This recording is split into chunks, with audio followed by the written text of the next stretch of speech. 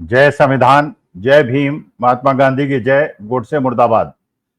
देखिए, देश के अंदर एक अफवाह है या सच्चाई है ये तो मुझे नहीं पता, लेकिन समाज के बीच में एक खबर बहुत तेजी से फैल रही है और वो खबर ये है कि अदानी जी की कंपनी में, अदानी जी की ग्रुप ऑफ कंपनीज में हमारे देश के प्रधानमंत्री नरेंद्र मोदी जी का और अमित शाह जी का पैसा लगा हुआ है।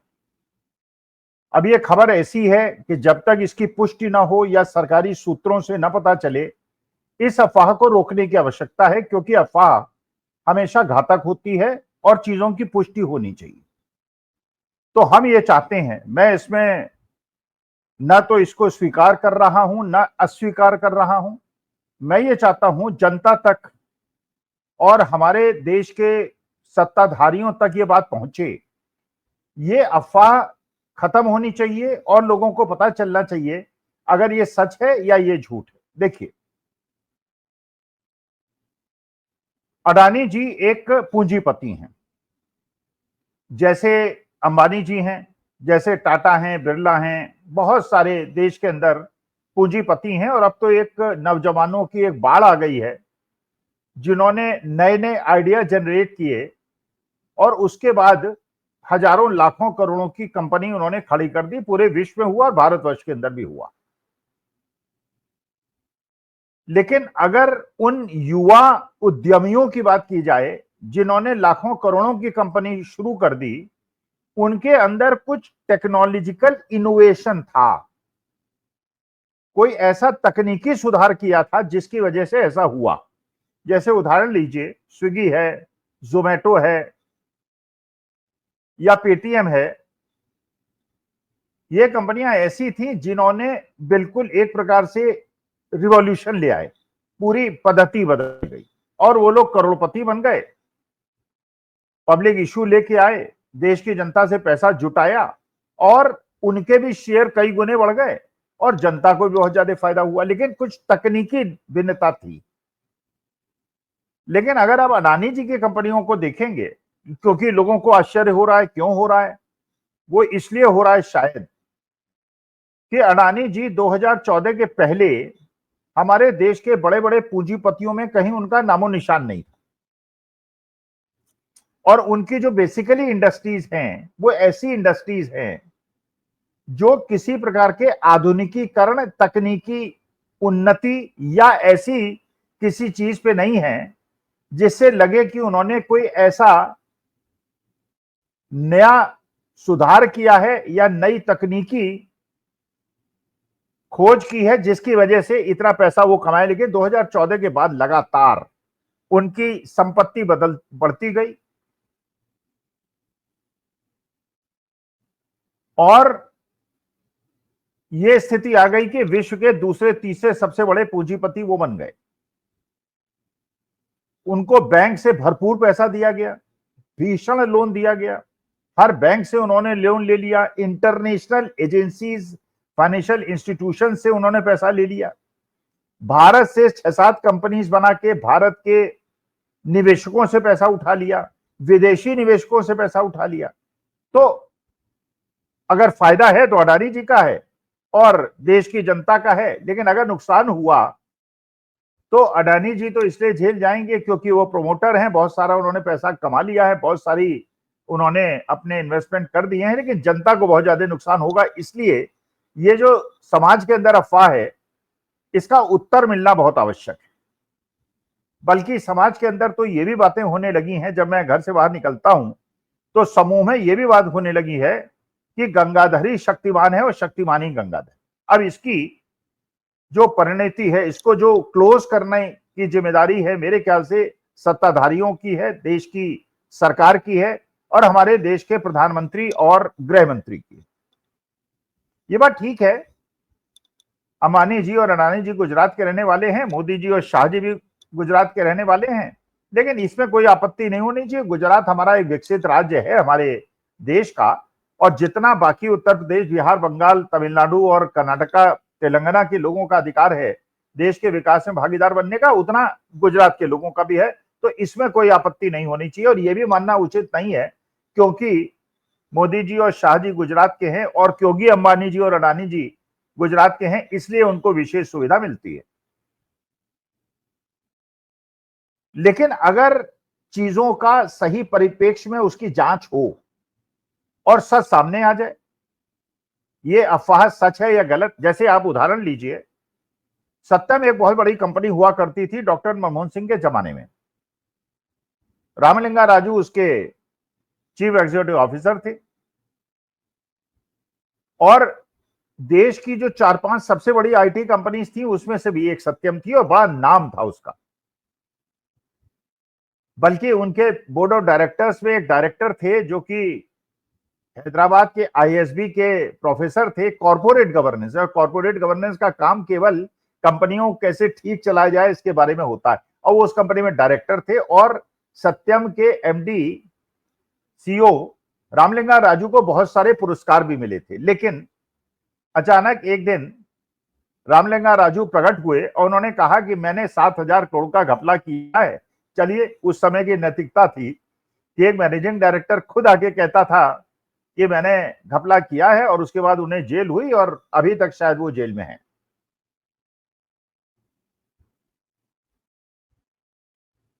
लेकिन सरकार ने उस समय क्या किया?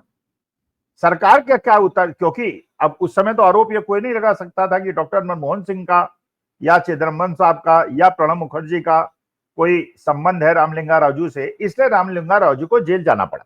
जांच हुई, ऑडिटर्स वगैरह को भी परेशानी हुई, उनको भी जेल जाना पड़ा।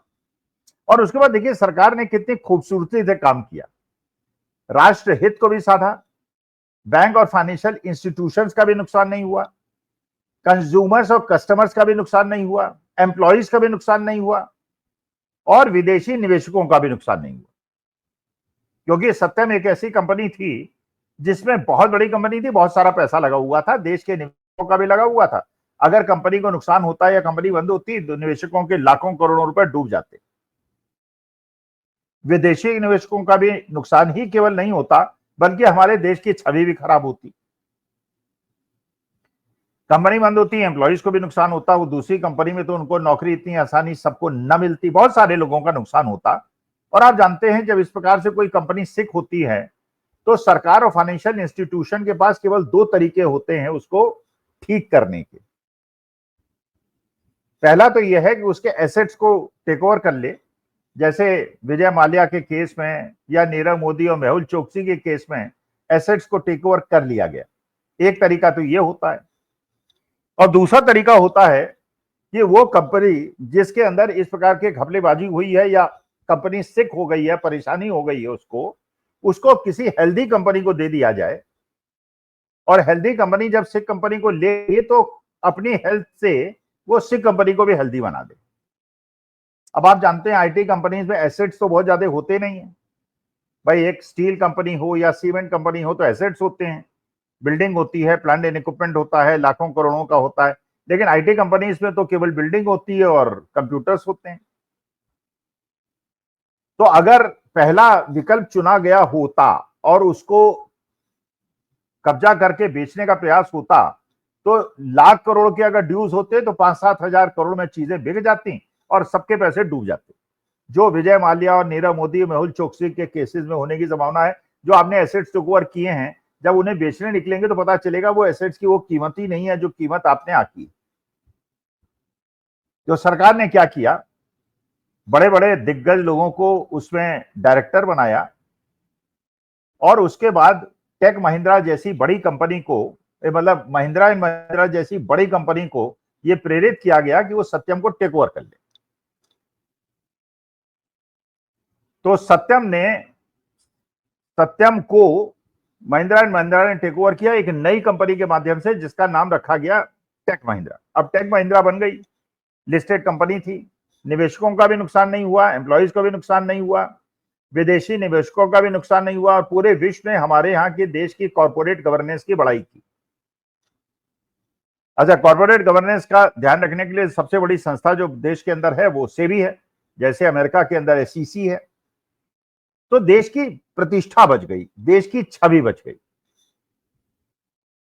अब अगर ये अफवाह उड़ रही है ये जो पीएम केयर फंड में पैसा आ रहा है इसकी ऑडिट नहीं हो रही है, जबकि पीएम केयर फंड जब बनाया गया था तो ये बताया गया था कि पीएम केयर फंड है। पीएम केयर फंड का मतलब ये पीएम केयर करते हैं इसलिए पैसा ले रहे हैं, तो हम लोगों ने पैसा दिया था, देश की जनता ने पैसा दिया था और ये सोचा था पैसा सुरक्षित होगा, जनता के काम आएगा, चाहे गुजरात के अंदर कुछ घटना हो या केरला के अंदर हो या राजस्थान के अंदर हो, हिमाचल के अंदर हो, समान रूप से पीएम क्योंकि सबके हैं पैसा और ये चीजें सबके यहां जाएंगी। लेकिन बाद में पता चला कि पीएम केयर फंड में तो ऑडिट ही नहीं होगा, ये तो पर्सनल और प्राइवेट फंड है। अब इस पैसे कहां से आए, किसके आए, कहां गए, इसका कोई उपयोग का वो नहीं है, तो पैसे का रहस्य बन गया। चुनावी बॉन्ड के बारे में आपको पता ही है, सुप्रीम कोर्ट ने निर्णय दे दिया था, असंवैधानिक है, गैर कानूनी है, लेकिन पैसा उन्हीं के पास रहेगा जिनके पास पैसा दिया गया था। अच्छा, ये भी खबरें आई कि साहब जो पैसा लिया गया था उसके बदले ठेके दिए गए थे, उसके बदले वैक्सीन का ठेका दिया गया था, वैक्सीन ठुकवा के उसकी बहुत ज्यादा शोहरत कराई गई थी, लेकिन बाद में पता चला उसमें भी चुनावी बॉन्ड का मसला था। अभी एक नया केस आया, ये मुंबई के अंदर जो ठाणे से मुंबई के बीच में एलिवेटेड रोड बननी थी, उसमें MMDRDA ने जो ठेके दिए वो LNT के 3100 करोड़ कम कोट करने के बावजूद मेगा इंजीनियरिंग को दे दिए, क्योंकि मेगा इंजीनियरिंग ने चुनावी बॉन्ड में पैसा दिया था और LNT हाईकोर्ट गई, रिजेक्ट हो गया, सुप्रीम कोर्ट गई और उस पर रोक लग गई। लेकिन ऐसा हो क्यों रहा है? चुनावी बॉन्ड का, पीएम केयर फंड का और ठेकों का क्या अंतर संबंध है? अगर किसी का पैसा किसी कंपनी में नहीं लगा है तो इसकी स्पष्टीकरण होना चाहिए। अच्छा, ये बात देखिए, सबको पता है, आपको भी पता है, मुझे भी पता है, पुष्टि नहीं है, लेकिन एक अफवाहें तो हमेशा रहती है किस कंपनी का पैसा, किस राजनेता का पैसा किस कंपनी में लगा है। अगर राजनेता कंपनी में पैसा लगाते क्यों हैं? वो इसलिए लगाते हैं जो ब्लैक मनी कमाते हैं, जो घूस लेते हैं, जो ऊपरी आमदनी करते हैं, या सरकारी अफसर हैं जो ऊपरी आमदनी करते हैं, घूस लेते हैं, वो इन कंपनियों में लगा देते हैं। कंपनियों में प्रॉफिट होता है, उनको फायदा पहुंचाते हैं, उनको राजनीतिक प्रभाव का लाभ पहुंचाते हैं और उसके बाद जब उन्हें आवश्यकता होती है पैसे को ले लेते हैं।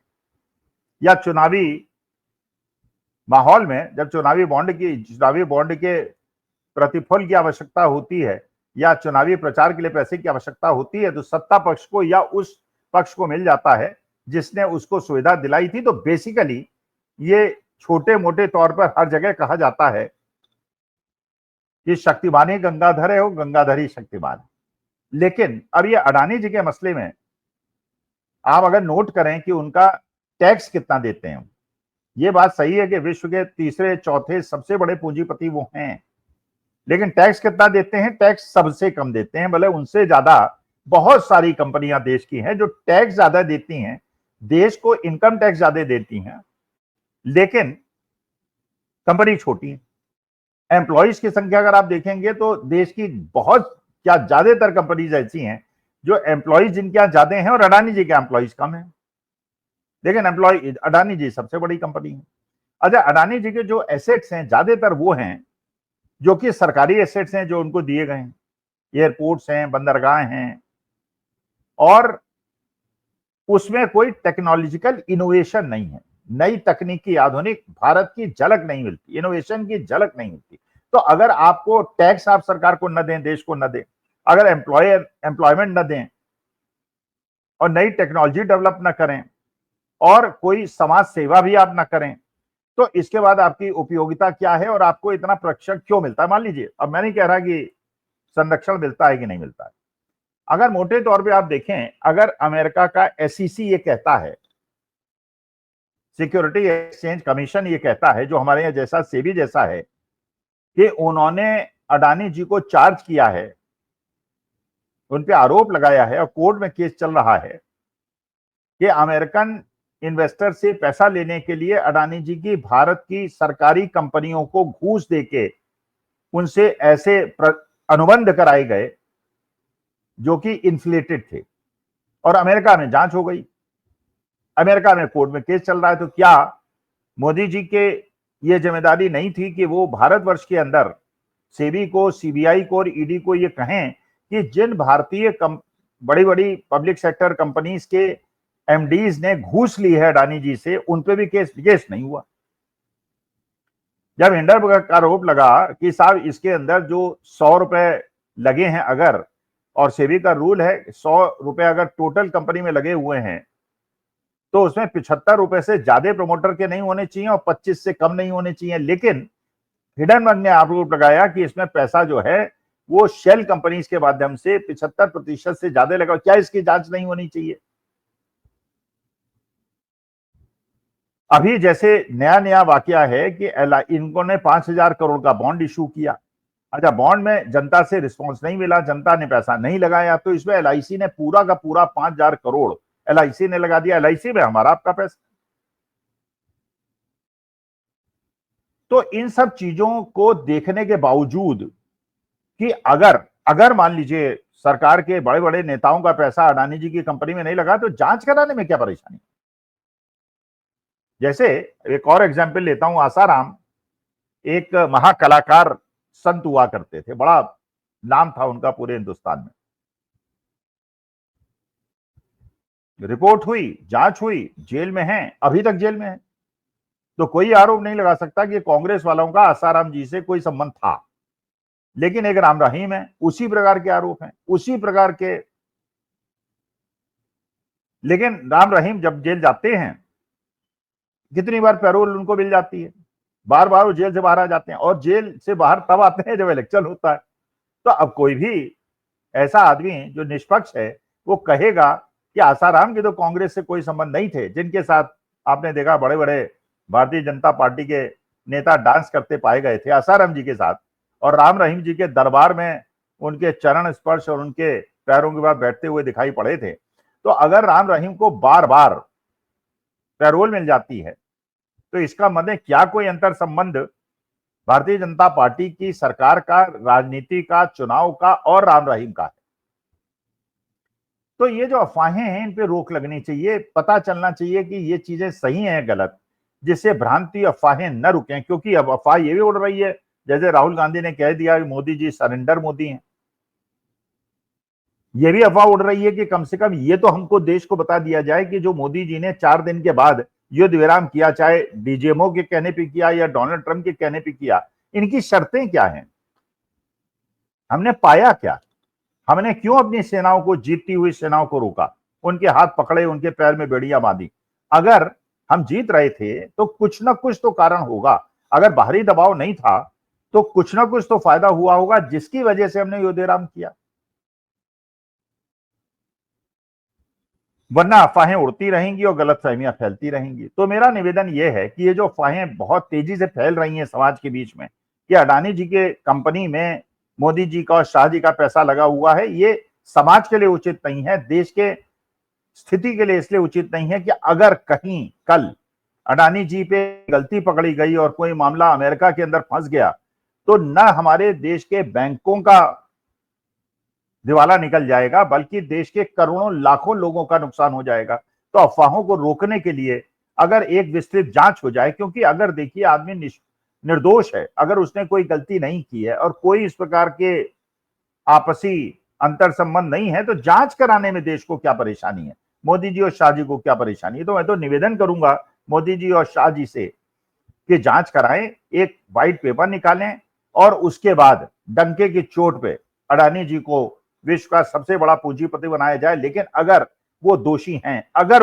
हैं, तो रामलिंगा राजू को जो सजा मिली थी वही सजा अडानी जी को मिलनी चाहिए। नमस्कार, धन्यवाद और प्रणाम।